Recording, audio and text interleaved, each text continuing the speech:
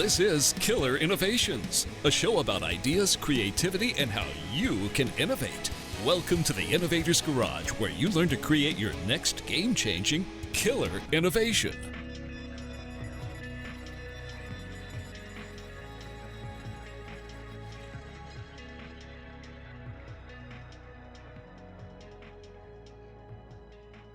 Welcome to Killer Innovations. I'm your host, Phil McKinney. We are back here in the studio. I don't know why I always say that, because we haven't gone anywhere.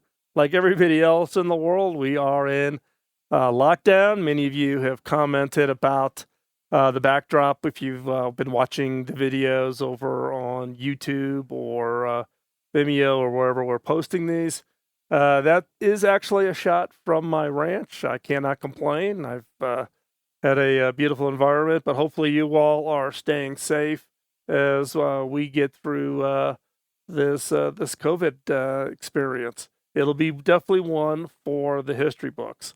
As you know, from the last couple of shows, we've been doing a whole series on thinking styles, things like out-of-the-box thinking, inside-the-box thinking, how to get more out of your own personal brainstorming times, because we're all by ourselves. Now actually is a good time, if you can find that extra time in throughout your day, to sit down and really think about your ideas, your innovations, that passion project for you that potentially be the next thing for you, right?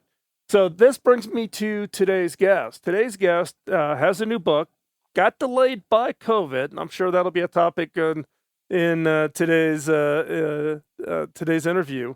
But it is about how to think about your own productivity, time, efforts, all of that is relation to getting done what we all need to get done. And yes, maybe COVID has kind of derailed some of our plans and our strategies, etc. But it's actually a good time to kind of rethink, reprioritize, and find those things that are important to you. So with that, let me bring on today's guest.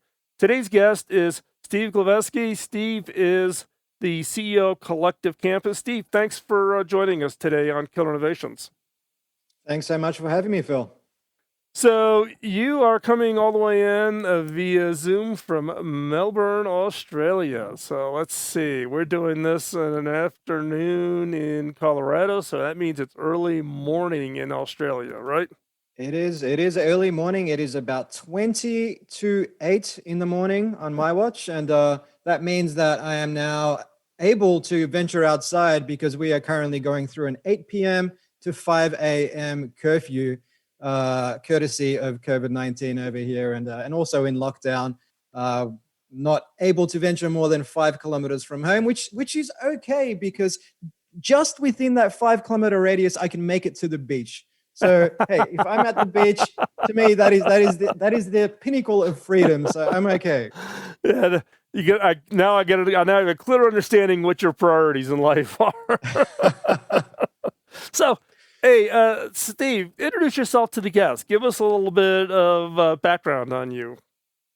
Sure. So, like many people, I guess I went through the motions of going to university, getting my degree, getting my master's, and then climbing the corporate ladder and essentially conforming to society's conventions of what success looks like. And for me, that meant working for KPMG, Ernst & Young, Macquarie Bank in the investment banking space here in Australia, getting to that 6-figure salary, the business class flights, all that good stuff that we associate with success. But for me, I found myself in my early 30s, late 20s at the time. I just felt miserably comfortable in a way. So I was comfortable. I had all the boxes ticked, but for me, I didn't think that the work I was doing really aligned with my strengths, my passion, my purpose. And so for me, despite reaching these levels, I just gave it all away. And I went off to pursue entrepreneurship. It's been about 8 years, and that's taken me through various roads with Collective Campus, which you introduced at the start of the show, which is essentially a corporate innovation and startup accelerator. It's forced me to launch companies like Lemonade Stand, which is a kids entrepreneurship program and platform, as well as write books. And the inspiration for all of the work that I do is essentially to help both organizations and people unlock their latent potential to create impact in the world, and ultimately to lead more fulfilling lives. What that means to them is up. It's on them, right? For me, clearly, I've already put it forward that for me, it's being at the beach when I want to be at the beach, but also doing important work as well. So, and I've been involved with doing some coaching and mentoring at groups like Unreasonable Institute, which was helping entrepreneurs that were focusing on social innovation and having social Mhm. impact. Would you put yourself in that category, or is it really about helping people find their passion, whatever that passion might be? Look, I tend to not to put that label on things, but if you wanted to, you could, particularly with Lemonade Stand, because our premise with Lemonade Stand is that for every license we sell in the developed world, we will donate a license to children from socioeconomically disadvantaged areas, whether they be in the inner city in a developed city, or whether they be, say, in South America. So currently we've got a number of licenses out in places like Honduras, for example, because I've always felt, well, not always, but since I got into this game of entrepreneurship, that entrepreneurship is the great equalizer, especially in today's day and age, where if you have an internet connection and a device of some kind, you can make anything happen, providing that you actually apply yourself, you've got the know-how, and you just have a pretty good relationship with the adversity that will inevitably come your way. So you say Lemonade Stand and licenses. Walk us through how that works for the Lemonade Stand project that you've got. Sure. So Lemonade Stand is essentially a software as a service platform, which is predominantly for children from the age of 10 to 15. And it walks them through the entire sort of early stage entrepreneurial life cycle. Identify a problem, come up with a solution, define your business model, pull out your key assumptions, do some prototyping, test those assumptions, learn from that, and iterate. And it even guides children through pitching, marketing, all that sort of stuff.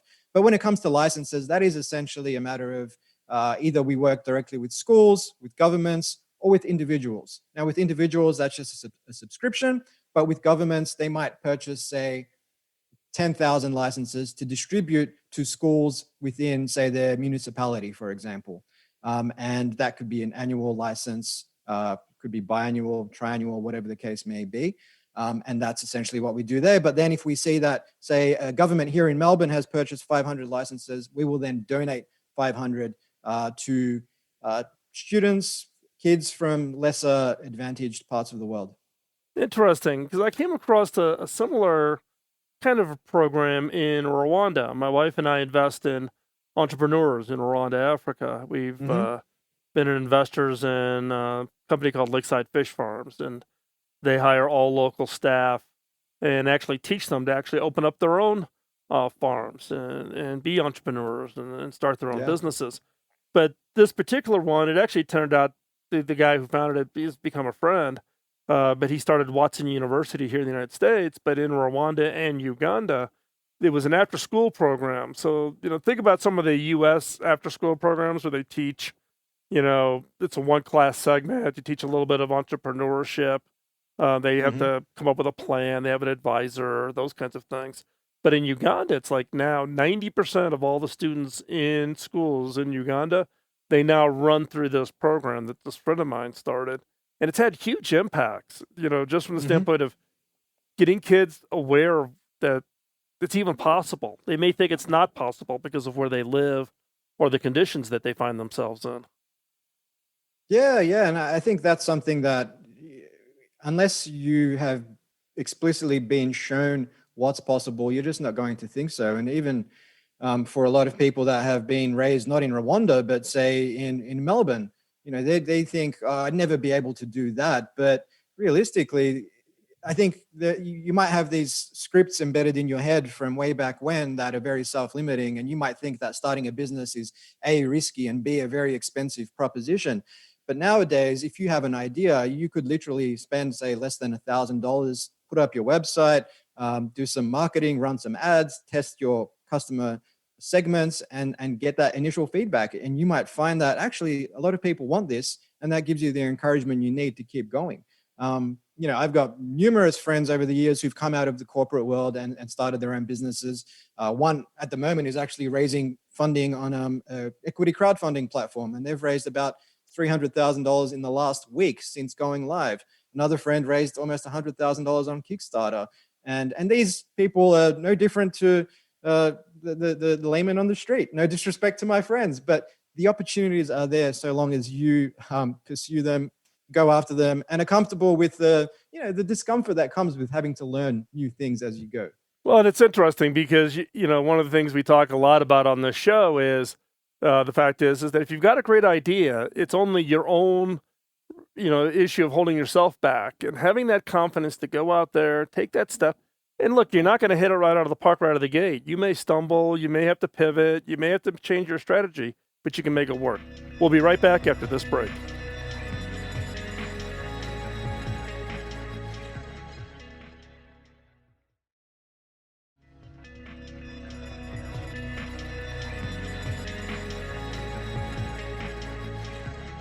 Well, welcome back to Innovations. Let's continue our conversation with Steve Glaveski, CEO of Collective Campus. So, Steve, as we were just talking, you've got a lot on your plate. When you look at your career, all the other things, which we'll get into more details about some of those things. I mean, one of the topics I'm always interested in learning from other people, right, is, productivity. How do you stay focused when you've got so many balls in the air? And, in addition, you're running an innovation accelerator, so you're helping a bunch of other companies, plus trying to figure out your own stuff. How do you pull it all together? How do you not go crazy? Sure, it's a great question, and I think oftentimes people say, you can't do more than one thing if you want to do anything well. But I think that is usually a reflection of how we go about doing things, and saying yes to all sorts of demands on our times, teeing up too many 1-hour meetings, spending too much time on insecurity work like email and LinkedIn, and seeing what's trending on Twitter. And before we know it, it's the afternoon and we haven't really done much high quality work. Whereas I think if you're really intentional about doing away with the low value work, whether that's through automation, through outsourcing, focusing on the tasks that are truly going to move you forward, then you can get a hell of a lot done. And I'm always reflecting on monthly, sometimes quarterly basis at the very least. How am I spending my time? Whether that's my daily tasks, whether that's marketing channels, products that we're working on, whatever the case is, what's working, what's not, what should I do more of, less of, start doing and stop doing. And I think the more you reflect, the more you're intentional about that, over time, you will get to a place where you're just working almost exclusively on high value work, such as appearing on the Killer Innovation Show, Phil. So the question, there's all these if you like Michael Hyatt, he's got his, journaling systems, you've got, all, Tom Peters had a program way back then that Nightingale Conant published on sales productivity and how do you focus on the right people to interact with and get rid of the people who are low value, etc. Is it something as simple as just logging your time when you said that you looked at what you spent, or was it kind of just sitting back in reflection and trying to say, okay, I'm spending roughly 20% of my time doing this and 80% of the time and I had to flip those? Or is it something a little more scientific than that? Yeah, look, it's definitely not so much logging every single hour of time that I spend. I think I consider myself a creative person, writing books, hosting podcasts, building companies. And I think if I was to log every minute, that would probably be a dampener on my creativity.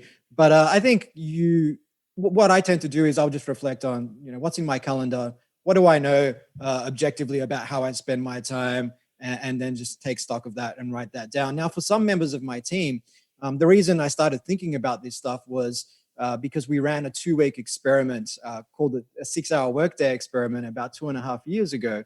And the aim was to try and get more done with less time. And the shorter Workday forced us to, it acted as a forcing function, forced us to automate, outsource, do away with meetings, and just focus on that high value work. And we found that after the end of the 2 weeks, productivity was as high, if not higher than what it was previously, but people had more time for play, for family, for friends, for all that stuff that goes on outside of the office, otherwise known as life. And I actually wrote about it for Harvard Business Review. It was in an article called "The Case for the 6-Hour Workday," and that did so well that it then inspired the book, which I'm sure we'll talk about.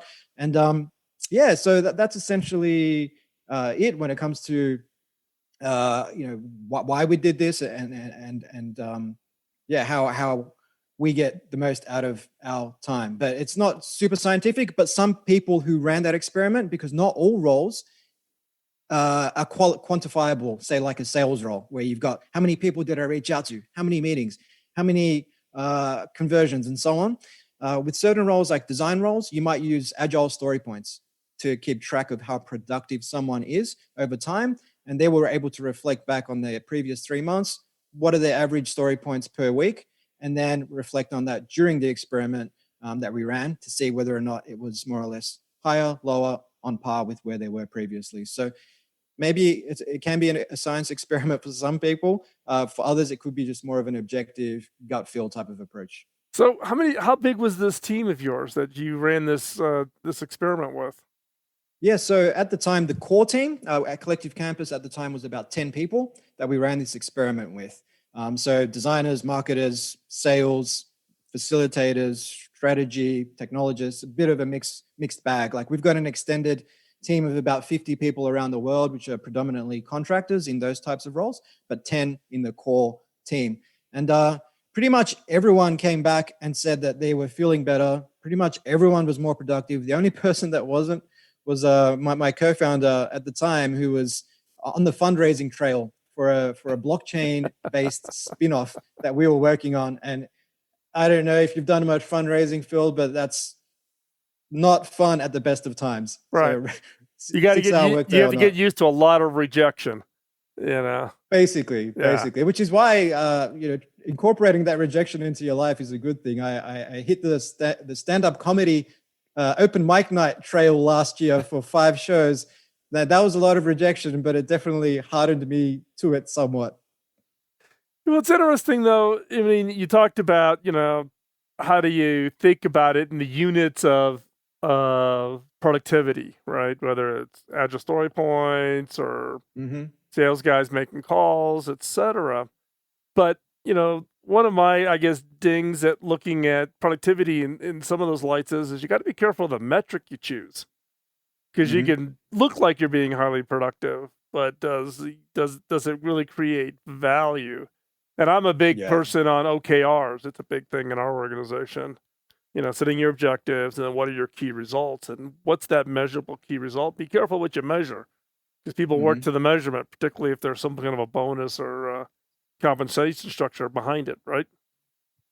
Yeah, definitely. And look, it's for some roles, it is a challenging thing, because in various roles, particularly those early stage startup companies where you don't know if you're on the right track, you can put out your prototype, you can test, you can learn, but chances are that after 12 months, an opportunity will fall in your lap, which actually takes you to a much more profitable path. Right. Now, if you're looking at just those short-term metrics, what's the revenue doing right now? Well, then you're probably going to pull the plug before you get there, which is why you want to incorporate some form of, say, surrogate metric.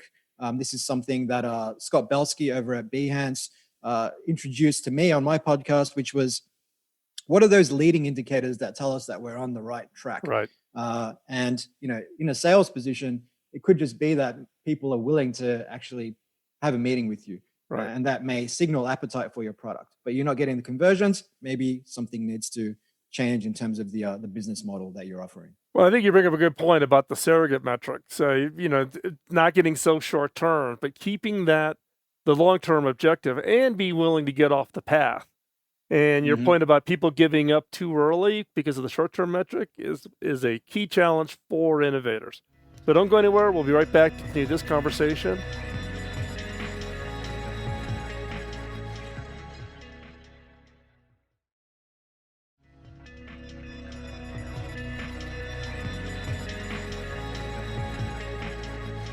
Well, welcome back to Killer Innovations. We're continuing our conversations with Steve Glaveski, CEO of Collective Campus. So, Steve, you talk about this article that you wrote for Harvard Business Review where you talked about the 6-hour workday and that it actually led to now this book. That's actually, when we do this podcast, the book is about to come out, but actually got delayed because of COVID. Let's talk about the book. Give us some context around the book. Sure. So the book is called Time Rich, Do Your Best Work, Live Your Best Life, coming out through Wiley in October. And the essential premise of the book is one about, the 8-hour workday. So if you look at the 9-to-5 workday, I mean, it harkens back to the Industrial Revolution, where we were all, either standing on assembly lines, we were digging through coal mines, we were working out in the farms, and you could draw a pretty direct line between presence and productivity, hours and output. But in the time since that 8-hour workday was ratified by the Fair Labor Standards Act, in the last 80 years or so, the nature of work has shifted so much. I mean, we're thinking predominantly with our brains. It's cognitive work. And it turns out that when it comes to cognitive work and getting into that, say, flow state that the psychologist Mihaly Csikszentmihalyi coined back in the 70s, where we're so immersed in an activity that the rest of the world seems to fade away, and we're up to 5 times more productive in this state, according to McKinsey. When it comes to doing that kind of work, turns out we can only get into that space for about 4 hours a day. You look at Charles Darwin, founder of the theory of evolution. He worked for about 5 hours. 1 hour of that 5 hours included lunch.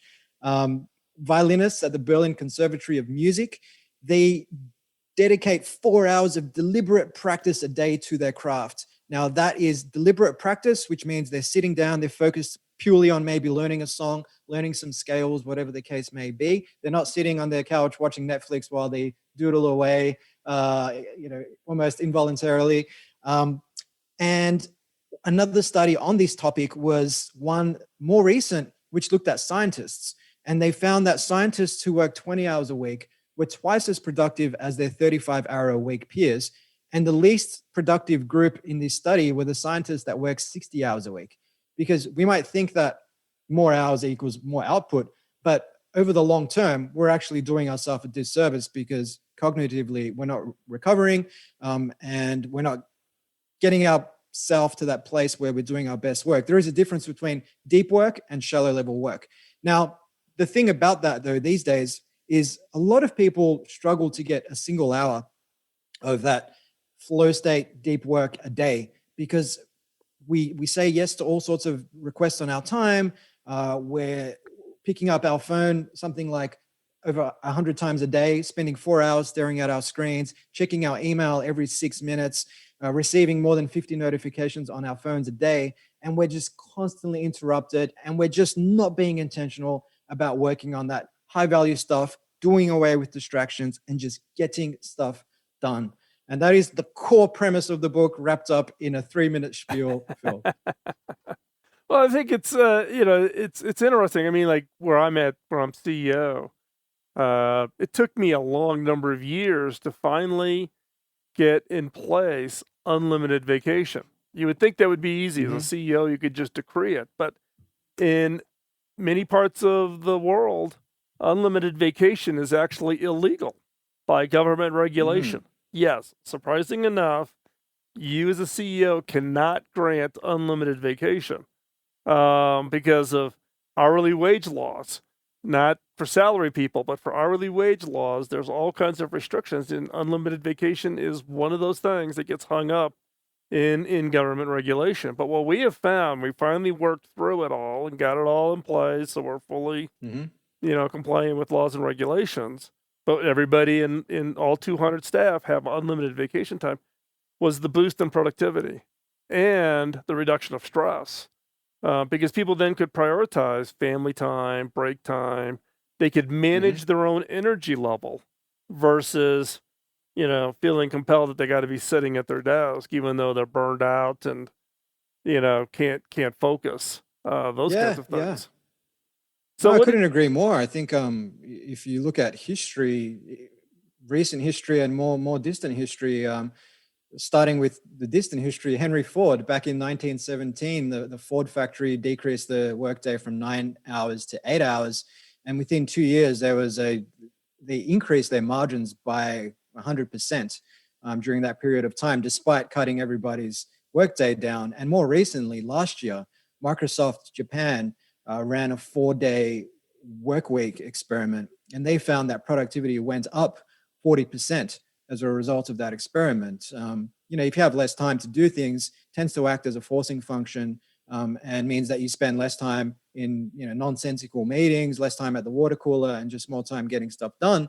And if it frees you up to spend more time doing what you love to do, and more time with loved ones, more time taking care of your health, mental health, physical health, then you reinvest that energy back into your work, and you do a better job when you are at the office. So on the Microsoft deal in the 4-day work week, was that 4 10s, meaning 4 days a week, 10-hour days, or was it 4 8s? So meaning you just took 1 8-hour day out of the schedule. No, I believe that was taking just 1 day out of the schedule and leaving the other days as is, because if you increase the hours in that day, chances are that is going to be ineffective, because as I was saying earlier, you can only really get into that space of deep work for 4 hours. Right. And if you're sitting at your desk for 10 hours, a lot of us are lulled into this idea thinking that if we have lunch at our desk, we're more productive. If we are at our desks until 7 p.m., we're more productive. But I know from my time in the corporate world, and even until we ran that experiment at Collective Campus, like I was bound to these old ways of thinking about things. And I would be sitting at my desk by about 2 or 3 p.m. I would be past that point of diminishing returns mentally, cognitively, but I felt like I needed to keep sitting at my desk and just work on low-level stuff until about 6 p.m.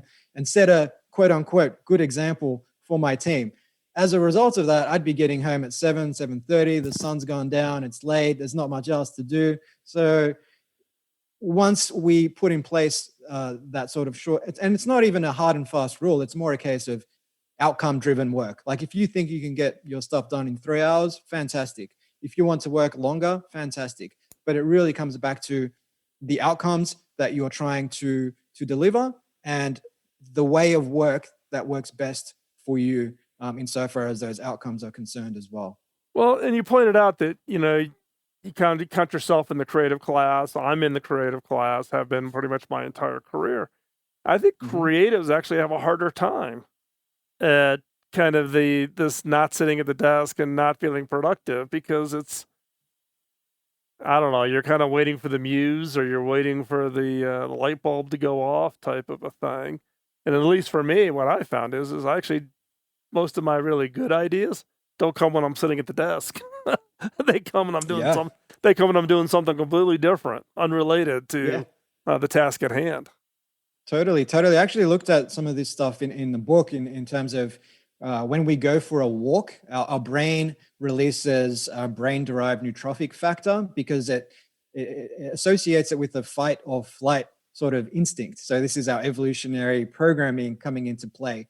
So if we're sitting at our desk and we're just struggling with having that creative breakthrough, we could be working on an article or putting together a sales proposal, whatever the case is, we would be doing ourselves a service by getting out in nature, going for that 20-minute walk, getting that BDNF, flat out brains. And that's why oftentimes we have those breakthrough ideas when we are doing something completely unrelated to work.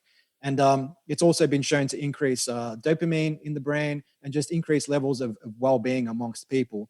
So, sitting at your desk for 8 hours straight, you might think that you're doing great things. You're signaling to the rest of the organization that you're a hard worker, but signaling and reality are often two very different things. Yeah, it was actually interesting. When I first stepped in and I took over this role as the CEO, company's been around for, at that time, 22, 23 years. I've been here now. I've been the CEO for 8 years. It was either people were doing clearly the 9 to 5, or you had the other category of everybody doing, 80 hours a week. And, I'm the new CEO, so sending me emails at 2 or 3 o'clock in the morning to make it look like you're working hard was kind of a little bit of the culture inside this organization. And that's a tough, particularly for an organization that's been around for a long time, it's a tough habit to break. It's hard to get people to, not feel like it's, I got to be seen, I got to be sitting in the office, I've got to be viewable, all of those kinds of things. So We're going to take another quick commercial break. When we come back, we're going to continue this conversation. You're listening to Killer Innovations.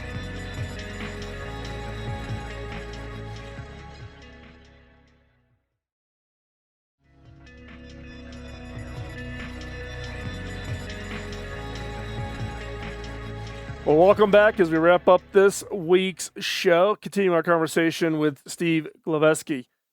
So, Steve, I always ask guests that come onto the show to share advice. What advice could you give to the listener that they could apply based on your work and your experience? Sure, and it's a great question, and it's always difficult to pick just one piece of advice. It's like picking a favorite child.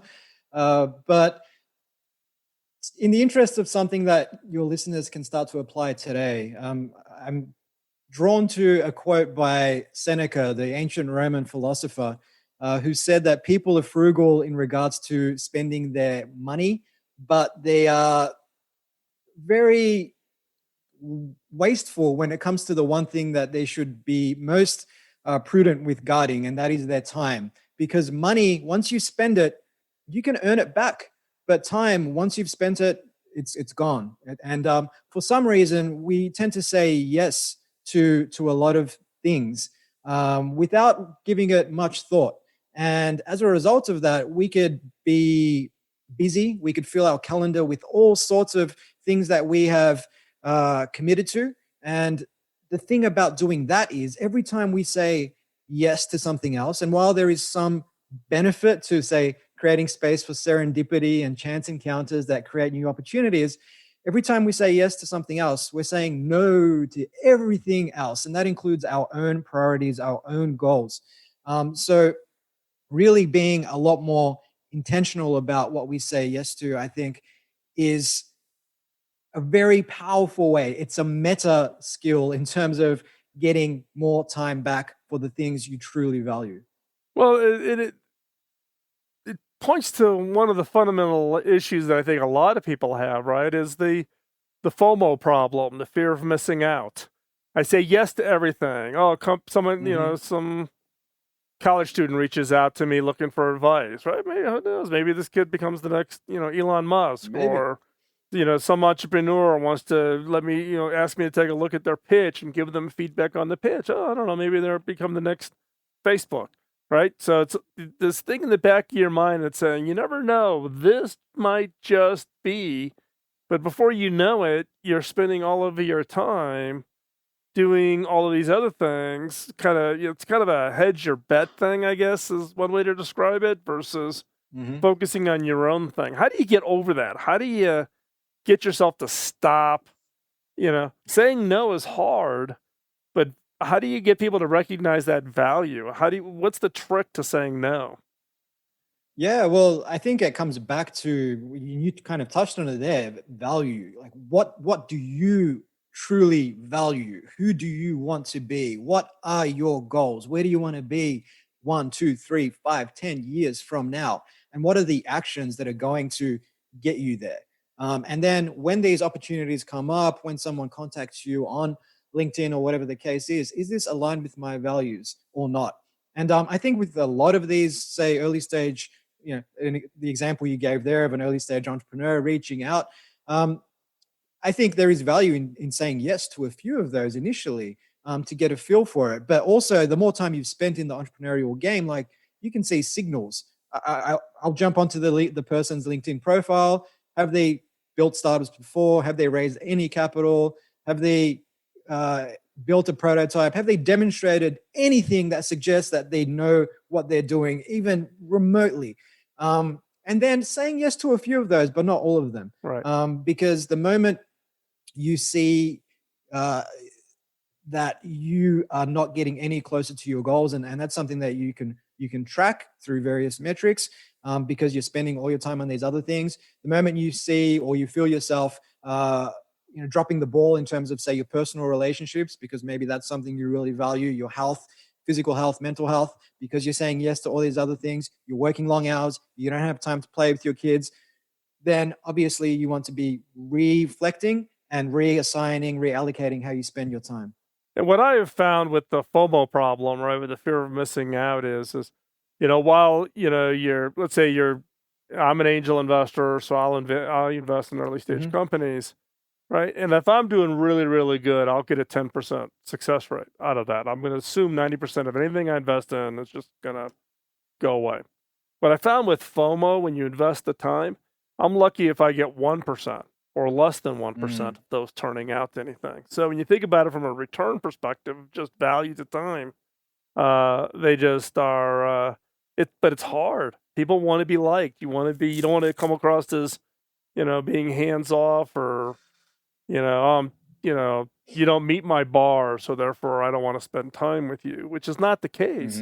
It is that value of time. Hey, Steve, I just want to say thank you for joining us here on Killer Innovations. If people want to keep track of you and where can they find the book, where's the best place to stalk you, I guess? It's the best way to describe it. I think the one-stop shop is steveglaveski.com. That's where they can essentially find links to my companies, my books, my social media profiles, my blog posts, podcasts, all that sort of good stuff they can find there. But they can download the first chapter of Time Reach, as well as download a PDF I prepared called Time Reach Tools, which is full of tools you can download to automate various aspects of sales, marketing, customer service, you name it. And that's available at timereachbook.com.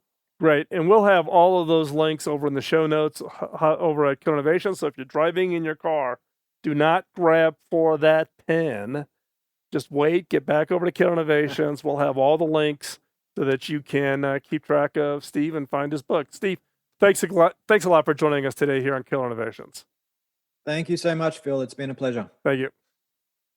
So as you wrap up today's show, I want to thank you for taking the time out of your busy schedule to join us here at Killer Innovations as we continue finding interesting guests, interesting topics. If you happen to have a guest who you think would be a great on the show, just drop me a note, phil@killerinnovations.com.